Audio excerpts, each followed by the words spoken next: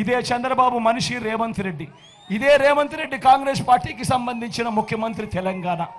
ఒకవైపున పట్టపగలు బీజేపీతో కాపురం చేస్తాడు, రాత్రిపూట కాంగ్రెస్తో కాపురం చేస్తాడు ఈ పెద్ద మనిషి చంద్రబాబు.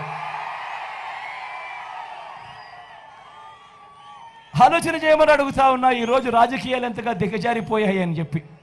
నాన్నగారు బ్రతికున్నప్పుడు నాన్నగారు ఎవరితో అయితే విభేదించాడో, నాన్నగారు ఎవరితో అయితే యుద్ధం చేశాడో, నాన్నగారే కాదు నాన్నను అభిమానించే ప్రతి గ్రామంలో ఉన్న కార్యకర్త ఎవరితో అయితే యుద్ధం చేశాడో, ఎవరితో అయితే యుద్ధం చేశారో, ఇవాళ వైఎస్ఆర్ వారసులను చెప్పుకుంటున్న వాళ్ళు ఇవాళ అదే ఈనాడుతోనూ, అదే ఆంధ్రజ్యోతి రాధాకృష్ణతోనూ, అదే చంద్రబాబుతోనూ ఈరోజు చత్తా పట్టాలు వేసుకొని ఈరోజు వాళ్ళను గెలిపించడం కోసం మన ఓట్లను విడగొట్టాలని చెప్పి ప్రయత్నం చేస్తూ ఉన్నారంటే ఇంతకన్నా హేయమైన రాజకీయాలు రాష్ట్ర చరిత్రలో ఎప్పుడైనా ఉంటాయా అన్నది ఆలోచన చేయమని అడుగుతా ఉన్నా.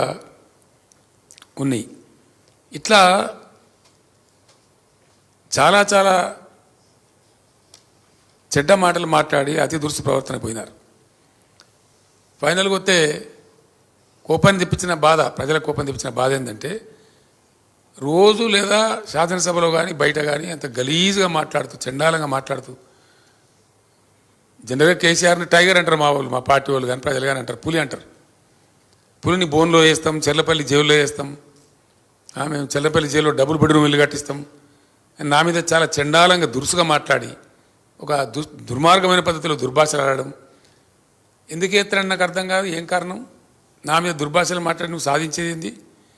ఏం తెలంగాణ 2014-15లో 1,24,000 కోట్ల పర్ క్యాపిటా ఉంటే, 1,24,000 రూపాయలు ఉంటే పర్ క్యాపిటా 3,13,000 తీసుకొని పోయినాం మేము. అది కేసీఆర్ చేసిన తప్ప. ఇండియాలో నంబర్ 1 పర్ క్యాపిటా తెలంగాణ. దేశంలో తెలంగాణను అధమస్థ స్థాయి నుంచి నంబర్ 1 తీసుడు తప్ప. అట్లనే తెలంగాణ జిఎస్డిపి 4,17 లక్షలు ఉంటే 2014-15లో 24కి వచ్చేటప్పటికి 14.5 lakhs crores తీసుకొని పోయినాం.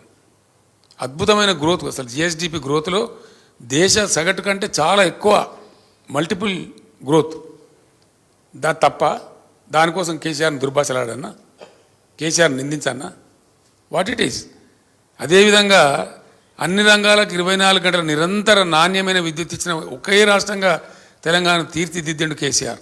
అందరికి తెలిసింది, ప్రజలు అనుభవించినది, ప్రజల అనుభవంలో ఉన్న ముచ్చట, స్టోరీ కాదు. దానికోసం దుర్భాషలాడన్నా? వ్యవసాయానికి 24 గంటల ఉచిత కరెంట్ ఇచ్చిన ఒకే ఒక్క రాష్ట్రం తెలంగాణ.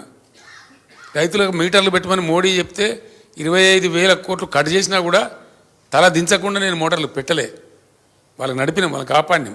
దానికోసం కేసీఆర్ని దుర్భాషలాడన్నా? దేనికోసం దుర్భాషలాడాలా? దేనికోసం నిందించాలి కేసీఆర్ను? వడ్ల ఉత్పత్తిలో పంజాబ్ను తలదన్ని అగ్రగామి రాష్ట్రంగా నిలబెట్టినందుక? దేనికోసం తలదన్నాలా? ఎందుకోసం తలదన్నాలా? అత్యధిక పచ్చదనంలో 7% పెంచిరని చెప్పి సెంట్రల్ గ్రీన్ అథారిటీ వాళ్ళు అవార్డు ఇచ్చిన తెలంగాణకు, ఎన్నో అవార్డులు వచ్చినాయి. దానికోసం కింది విద్యన్నా? సంక్షేమంలో దేశంలో నంబర్ 1 రాష్ట్రంగా తీర్చిదిద్దడానికి కింది విద్యన్నా? దేనికోసం చేయాలా? ఎక్కడ ఎవడు దిక్కులేక, అసలు గతి లేక, ఇంకెక్కడ తెలంగాణ అనుకొని ఎక్కడోడక్కడ పండుకున్న టైంలో నేను ఒక్కనిగా బయలుదేరి 14 సంవత్సరాలు అవిశ్రాంత పోరాటం చేసి అనేక అవమానాలు భరించి ఈ జాతిని విముక్తం చేసి రాష్ట్రం నుంచి విడదీసి ప్రత్యేక రాష్ట్రం ఏర్పాటు చేయించి ఇన్ని రంగాలలో ఇంత అద్భుతమైనటువంటి పరిస్థితికి తెలంగాణను తీసుకొని పోతే ఆ తెచ్చిన వ్యక్తిని తిడుతూ ఉంటే తెలంగాణ సమాజానికి దుఃఖం కలగదా? బాధ కలగదా? గుండెలో తడినోనికి, తెలంగాణ మేధావికి, తెలంగాణ అస్తిత్వం పట్ల ఆరాటం ఉన్న వాళ్ళకు బాధ కలుగుతుంది కదా సహజంగానే. అది కూడా ఒక పెద్ద భయంకరమైన వాళ్ళే కొనుక్కున్నారు. ఇట్లా చాలా చాలా ర్యాంక్స్ అండి, నేను చెప్తే ఒక 100 ఉన్నాయి. Health survival index, world happiness index, ఎన్నో వాటిల్లో తెలంగాణ ఎన్నిట్లలోనూ ఉంది. రైతు బంధు లాంటిది అయితే జెండర్ ఈక్విటీ ఇండెక్స్ కావచ్చు, డెమోక్రసీ ఇండెక్స్ కావచ్చు, హ్యూమన్ డెవలప్మెంట్ ఇండెక్స్ కావచ్చు.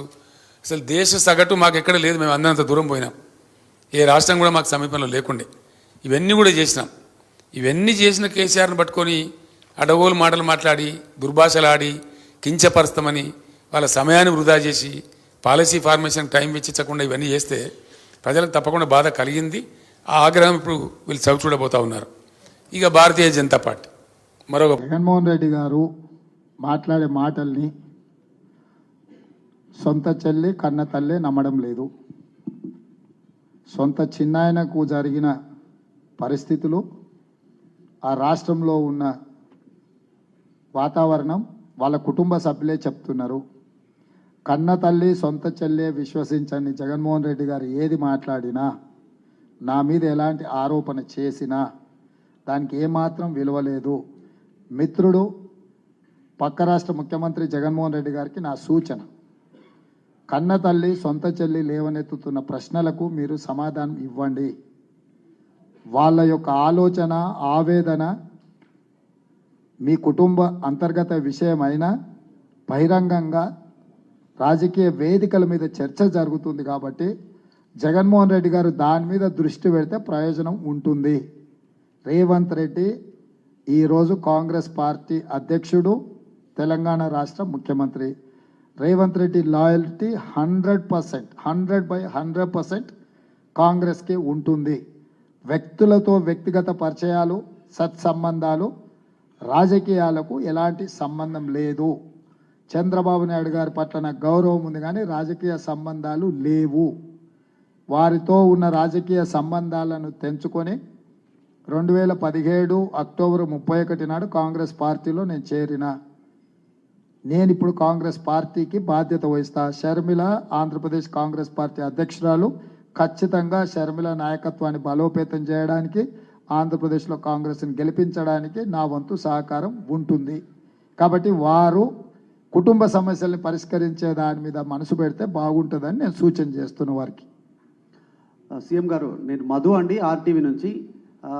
బీజేపీ నుంచి వస్తున్నటువంటి ఎక్కువ అలిగేషన్లో ప్రధానంగా ఈరోజు ప్రధాని కూడా మాట్లాడారు హైదరాబాద్లో మాట్లాడుతూ, కాంగ్రెస్ అధికారంలోకి వస్తే ఆర్టికల్ 370ని మళ్ళీ పునరుద్ధరిస్తుంది, తర్వాత యూసీసీని ఇంప్లిమెంట్ కాకుండా చేస్తుంది, తర్వాత ట్రిపుల్ తలాక్ని మళ్ళీ లాగూన్ చేస్తుంది. ఈ రకంగా ఉంది సిచ్యువేషన్ అంటున్నాయి. మరొకటి దీనికి యాడ్ అని ఏంటంటే, హైదరాబాద్ ఎంపీ అభ్యర్థి గురించి మాట్లాడారు. కాంగ్రెస్ ఎంపీ అభ్యర్థి గురించి, అసదుద్దీన్ ఓవైసీని గెలిపించడానికి బలహీనమైనటువంటి అభ్యర్థిని కాంగ్రెస్ పార్టీ నిల్చోబెట్టింది అనేటువంటిది మాట్లాడారు. ఈ రెండింటిపైన ప్లీజ్. మొదట ఎన్నికలకు వద్దాం. హైదరాబాద్ నగరాన్ని జంట నగరాలను 3 జిల్లాలుగా విభజించిన మేము, హైదరాబాద్, సికింద్రాబాద్, ఖైరతాబాద్ అని. ఖైరతాబాద్ జిల్లా అధ్యక్షునికి ఎమ్మెల్యే టికెట్ ఇచ్చినాం, సికింద్రాబాద్ జిల్లా పార్టీ అధ్యక్షునికి రాజ్యసభ ఇచ్చినాం, హైదరాబాద్ జిల్లా అధ్యక్షుడికి హైదరాబాద్ పార్లమెంట్ టికెట్ ఇచ్చినాం. మేము మా పార్టీలో ఉండే నాయకులకు మేము టికెట్లు ఇచ్చినాము. అదే భారతీయ జనతా పార్టీ నాయకులను కాదని ఇచ్చిన టికెట్ హిందువులకు. 60% పైగా హైదరాబాద్ పార్లమెంట్లో ముస్లిం జనాభా ఉంటే హార్డ్ కోర్ హిందూ లాంగ్వేజ్ కూడా కాదు, ముస్లిమ్స్లని కించపరిచే విధంగా మాట్లాడే వాళ్ళని పెట్టడం ద్వారా నరేంద్ర మోడీ గారు అసదుద్దీన్ ఓవైసీని ఎన్నికల్లో గెలిపించడానికి ఒప్పందం చేసుకున్నాడు. నరేంద్ర మోడీ గారు ఈరోజు అసదుద్దీన్ ఓవైసీ గారిని ముస్లిమ్స్ ఓడించాలని అనుకున్నా